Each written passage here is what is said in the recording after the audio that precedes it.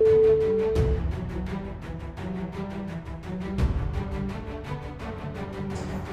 तो न जाने कितनी सारी कविताएँ इस भारत माता के ऊपर और वीर सपूतों के ऊपर लिखी जा चुकी हैं, लेकिन कुछ घटनाएँ ऐसी होती हैं जो पूरे दिल दहलाने वाली होती हैं, बहुत दर्दनाक होती हैं। और उन घटनाओं में से पुलवामा की जो घटना थी, आज से कुछ साल पहले जो घटनाएँ घटी थी, वो उन घटनाओं में से एक थी, जो पूरे देशवासियों को झकझोर कर रख दिया था।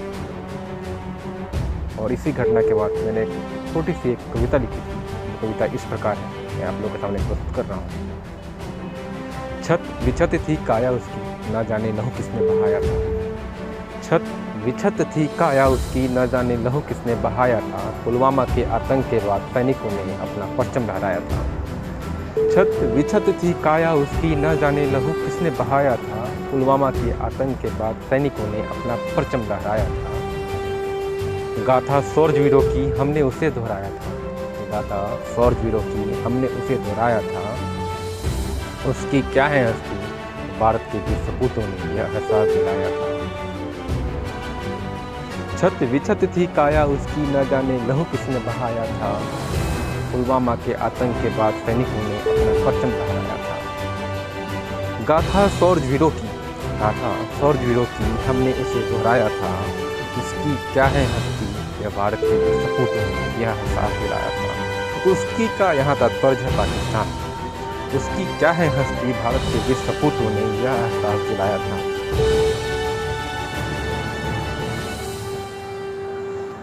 वैश्विक पटल पर अलग थलग करने का, वैश्विक पटल पर अलग थलग करने का एक अभियान हमने चलाया था।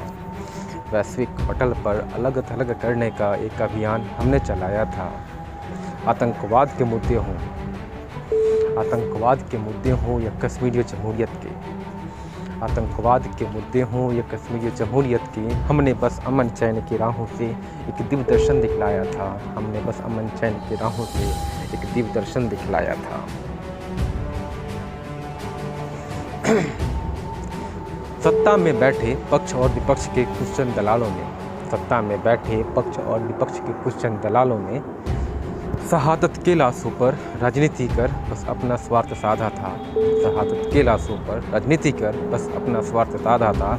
मुख बधिर हुई मीडिया कुछ चंद पैसों की लालच में, मुख बधिर हुई मीडिया कुछ चंद पैसों की लालच में अपनी ज़मीर बेच बस हिंदू मुस्लिम वाद विवाद कराया था। अपनी ज़मीर बेच बस हिंदू मुस्लिम वाद विवाद कराया था। शुक्रिया, धन्यवाद।